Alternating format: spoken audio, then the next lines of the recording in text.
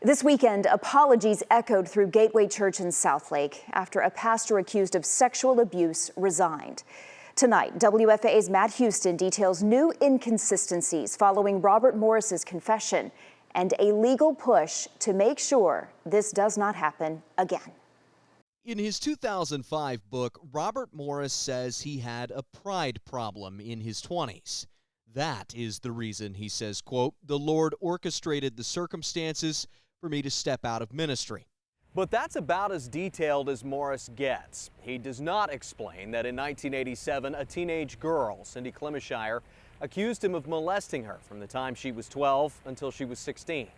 Morris has indicated he took 2 years off from ministry to seek counseling and forgiveness.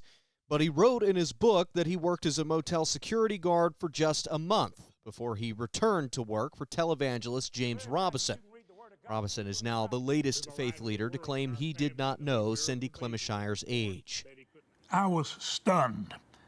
I was aware that Robert had had moral failure in his past, but I had no idea it was a crime involving a child. This is totally unacceptable. Sunday, Clemishire's attorney shared with WFAA partially redacted emails she and Morris exchanged in 2005, months after his book came out. Clemishire told him, "You have had almost no consequences for your actions. I've suffered almost my entire life." Morris replied, in part, "You see the blessings God has poured out on my life and conclude that it's because I've hidden my past. God does not work that way." Later, he said, "I confessed my sins to you and your family 18 years ago, and I continue to share it with those who need to know." Unfortunately, he can't go to jail, but his board members should be sued. He should be sued.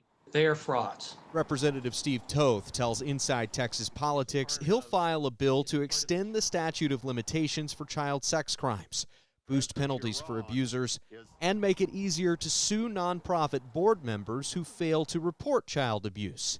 That would include church elders, he says. In Tarrant County, I'm Matt Houston.